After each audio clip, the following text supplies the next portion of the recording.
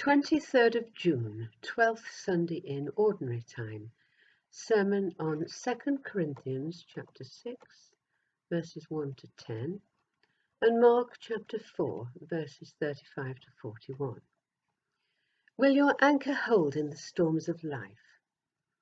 So begins a well-known 19th century hymn. We know about storms, real storms that our turbulent climate sometimes unleashes upon us, causing damage and disrupting travel, but also metaphorical storms that beset us as individuals or of society as a whole. The pandemic was one such storm, changing our lives almost beyond recognition, challenging our faith, unsettling our whole way of life, our composure, and bringing dread. We all encounter storms as we go through life, but as Christians we are called to weather the storms and trust in our saving God. The writer Peter Enns claims that trust is far more important than faith. Faith involves certainty and admits no doubt that our beliefs might be wrong. Trust allows doubts and fears, but enables us to weather them. If we truly trust God, we shall prevail against all comers. The Apostle Paul knew about storms. He was more than once caught in a literal storm at sea, and he experienced shipwrecks. And his life, once he knew Christ, reads like a catalogue of troubles. Our reading from 2 Corinthians 6 speaks of great endurance, hardships, dangers, sleepless nights, distresses, beatings, imprisonments, riots, hard work, and hunger. Elsewhere in the same letter, Paul lists flogging, stoning, dangers from rivers, from bandits, danger at sea and from false brothers, coldness and nakedness, together with the daily pressure of concern for the church. But these lists are not complaints. Returning to chapter 6, Paul speaks of being sorrowful, but always rejoicing, poor, but having the privilege of making many rich, having nothing, but possessing everything. It sounds as if he knew exactly how to weather storms. Perhaps the key to this is in the first verses of our reading, where we're told, "Do not receive God's grace in vain. For God says, in the time of my favor I heard you, and in the day of salvation I helped you." And then Paul adds, now is the time of God's favor, now is the day of salvation. It truly was the day of salvation. The gospel was and is being offered to men and women freely, showing them the way to eternal life. Paul had the privilege of bringing this message, and in the face of that he could shrug aside what elsewhere he referred to as light and momentary troubles. Indeed, whatever may beset us is light and momentary in the perspective of eternity. None of us knows what storms may lie ahead, but seeing our place in God's purposes is a way of facing and weathering them. I know this from personal experience. 7 years ago, we went through a family crisis that was the culmination of about 10 turbulent years, when I'd had simply to entrust the situation and our lives into God's hands, not knowing the future. I used to feel it was like taking repeated doses of horrible medicine, and sometimes it felt like riding a bolting horse.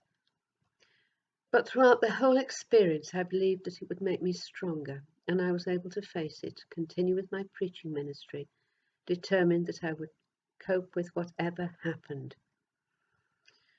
When I last preached on this Bible passage 3 years ago, I said, "Of course, I don't know how I might face other trials that lie ahead, but I do believe God will be with me." Since then, I've had to stand by those words, even though there have been other issues, some not yet resolved. But my trust remains.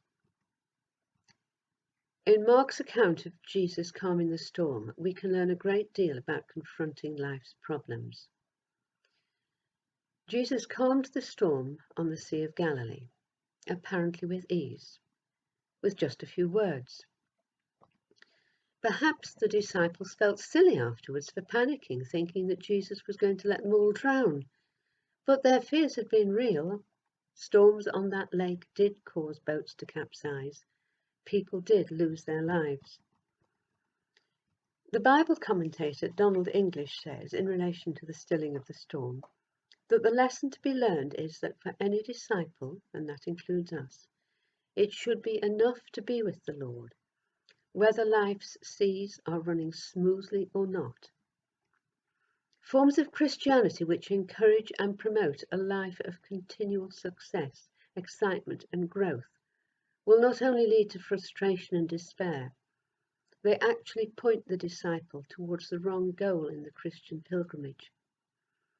It is enough that Christ goes with us on the journey. We do not judge his care for us by the roughness of the seas over which we sail. Those words resonate very strongly with what Paul writes to the Corinthians.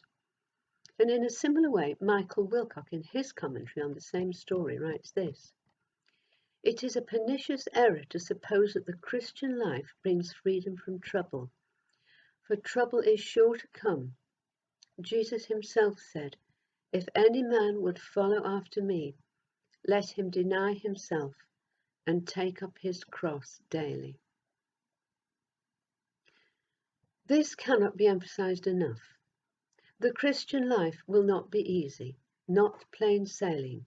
We must make our minds over to that realization. But Christ will be sailing with us. It's interesting that Jesus took his companions onto the lake, knowing that a storm was brewing. He fell asleep, leaving them to face the storm in all its fury, seemingly unconcerned, even unaware. In the same way, God allows troubles to come upon us. This is a fallen, imperfect world. We cannot expect to escape all the problems that surround us. The disciples knew this. They would soon encounter a man possessed by demons, and although Jesus would heal him, the disciples would have heard the man crying out insanely, lonely and desolate. They'd have seen him covered in self-inflicted wounds. After that, they'd meet a desperate father whose little girl was at the point of death, and a woman rendered unclean by a 12-year discharge of blood. Life with all its imperfections and pain was presented to them. Jesus could demonstrate his power by healing, but he didn't heal every sickness, resolve every crisis. Not then, not now.